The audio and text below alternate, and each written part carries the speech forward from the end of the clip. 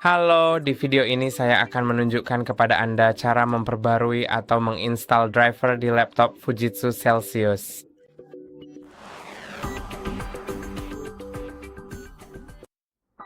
Untuk memperbarui atau menginstal driver, cukup masuk ke pengaturan untuk metode pertama karena akan ada dua metode. Jadi saya akan masuk ke pengaturan, lalu ke pembaruan dan keamanan, dan di pembaruan Windows Anda akan melihat ada opsi untuk memeriksa pembaruan. Saya sudah melakukannya, jadi pembaruan akan mulai diunduh dan diinstal, dan beberapa di antaranya mungkin berstatus menunggu restart setelah itu. Jadi tunggu sampai semuanya selesai diunduh dan diinstal, lalu setelah itu cukup restart saja. Jadi Anda tidak perlu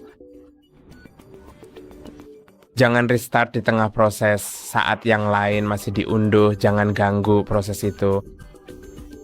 Dan sebagian besar hal akan terinstall secara otomatis, Anda tahu. Tapi jika ada yang belum terinstall, maka masuklah ke lihat semua pembaruan opsional atau hanya pembaruan opsional, namanya mungkin berbeda, dan tunggu sebentar. Dan dalam beberapa saat mungkin akan ada pembaruan driver yang muncul, dan jika memang ada, install hanya yang benar-benar Anda butuhkan. Misalnya, jika mikrofon Anda berfungsi tapi kamera tidak, maka Anda hanya perlu mengunduh driver kamera karena kameranya yang tidak berfungsi, sedangkan mikrofon sebaiknya dibiarkan diperbarui secara otomatis tanpa melalui bagian pembaruan opsional, karena bisa saja malah membuatnya tidak berfungsi lagi. Sekarang mari kita lanjut ke metode kedua, yaitu dengan membuka browser.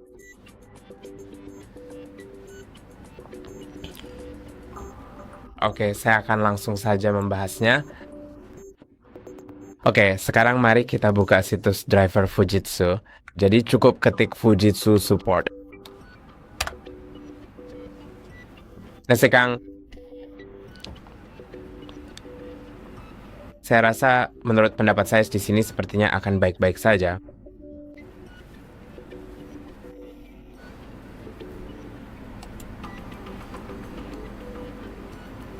Ya, tidak. Saya rasa tidak, tapi harusnya kita masuk ke situs web yang memang masuk akal, tahu kan? Saya rasa yang ini bisa, tapi Fujitsu memang tidak punya situs web yang mudah dipahami. Jadi, mari kita masuk ke bagian unduhan. Anda bisa mencoba masuk ke support.ts.fujitsu.com dan menuju ke bagian unduhan sejujurnya. Tapi ya, saya akan membuka menu unduhan, lalu pilih produk baru. Kemudian Anda dapat melakukan deteksi produk otomatis atau nomor seri. Dan nomor seri ada di bagian bawah perangkat Anda pada stiker yang ada di foto ini. Jadi Anda dapat menemukannya. Tetapi saya pikir saya mungkin mencoba deteksi produk otomatis karena saya tidak ingin membalik laptop saat ini.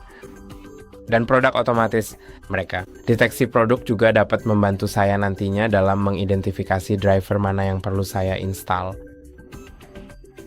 Ada kemungkinan hal itu akan berjalan seperti itu saja. Jadi ya saja.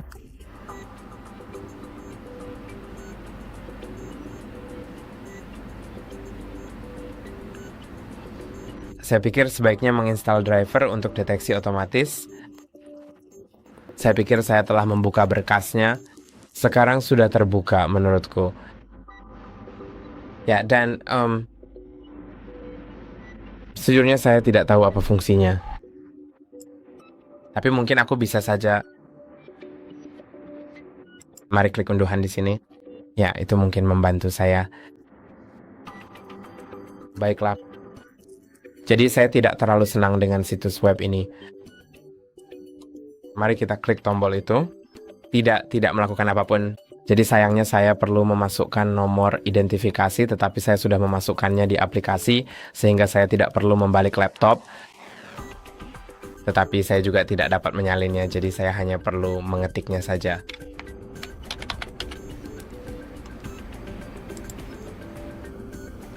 B016565.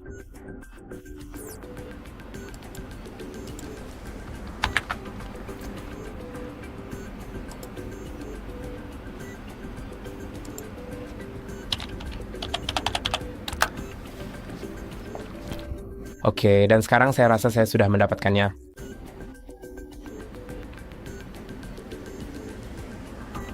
Mari klik lanjutkan. Sekarang ada pembaruan otomatis atau Anda dapat memilih sistem operasi. Dan jika Anda tidak tahu yang mana yang Anda miliki, Anda sebaiknya langsung pergi ke pengaturan. Pembaruan opsionalnya masih memuat, itu aneh. Saya akan menutup pengaturan karena saya rasa mungkin mereka baru saja membeku. Dan untuk memeriksa versi sistem Anda, buka pengaturan lalu sistem, kemudian gulir ke bawah ke bagian tentang dan Anda akan menemukannya. Saya punya 22H2 versi Windows 10 terbaru, jadi saya harus memilih itu. Tertulis bahwa Windows 11 didukung. Saya rasa tidak begitu, jadi ini cukup aneh.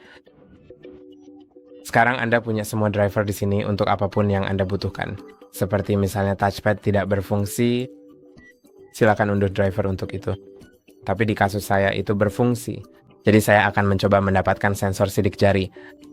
Saya bahkan tidak tahu laptop ini punya sensor itu. Tapi baiklah, mari kita coba dapatkan itu. Mungkin memang benar-benar ada. Mungkin di tombol daya. Itu keren. Dan Anda dapat melihat ada 2 pembaruan, tetapi versinya berbeda. Jadi saya akan membeli yang baru saja. Saya akan mengeklik unduh langsung, atau Anda dapat menambahkannya ke keranjang untuk mengunduh beberapa sekaligus. Tapi saya akan mengklik itu mengunduh berkas. Lalu buka berkasnya. Dan Anda dapat melihatnya memang ini sebenarnya tidak seperti yang seharusnya. Yang berarti bahwa hal itu harus dengan file.exe. Sebaliknya, tampilannya seperti ini agak aneh. Jadi, saya akan pergi ke folder unduhan di sini, lalu klik kanan dengan mouse pada file itu, kemudian pilih Extract All, dan Extract. Sekarang saya akan memeriksa di versi x64. Jika saya klik 2 kali, apakah akan menginstal driver untuk saya atau saya harus memindahkannya secara manual ke tempat driver? Ya, saya rasa saya harus memuatnya secara manual. Jadi, jika Anda tidak menemukan file X, melainkan hanya menemukan file zip yang berisi semua file aneh ini, seperti yang mungkin sudah Anda perhatikan di sini, maka yang perlu Anda lakukan adalah pergi ke Device Manager di komputer Anda. Sekarang, saya tidak ingat apakah itu di opsi tidak. Jadi saya harus langsung pergi ke tempat di mana fingerprint itu berada. Saya sama sekali tidak tahu di mana letak fingerprintnya. Tidak ada di sini, juga tidak ditemukan di sini,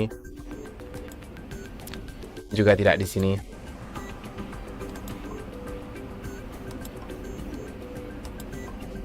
Saya bahkan tidak benar-benar percaya pada situs web ini bahwa situs ini memiliki, kamu tahu, fingerprint itu. Tapi mari kita lihat, mungkin itu bukan perangkat keamanan, juga bukan smart card. Jadi kemungkinan besar saya tidak akan menemukannya. Dan ya, sure. Nggak terdengar terlalu baik karena saya tidak bisa menemukannya, padahal seharusnya ada bagian yang menunjukkan seperti apapun yang terhubung dengan fitur fingerprint ataupun pemindai sidik jari, tapi di sini nggak ada. Jadi ya mungkin memang laptop ini benar-benar tidak punya fitur tersebut dan saya mulai percaya itu. Jadi mari kita coba unduh sesuatu yang lain saja supaya saya bisa Nah, di sini saya bisa menginstalnya supaya saya bisa menunjukkan kepada Anda cara menginstalnya. Misalnya driver Bluetooth. Tentu saja yang terbaru. Mari kita klik direct download, setujui itu. Ngomong-ngomong, secara teknis ada deskripsi instalasi yang jika dibuka tidak menampilkan apa-apa. Jadi sangat keren dari Fujitsu melakukan itu.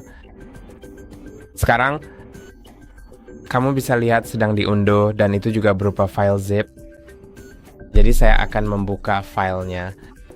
Dan sekarang mari kita klik pada Compress Folder Tools, Extract All Extract. Dan dalam kasus ini saya bisa melihat bahwa sebenarnya ada program installer Windows yaitu file MSI atau Wireless Setup. Saya rasa saya akan mengklik itu. Tapi harus diekstrak dulu sebelum Anda memulainya.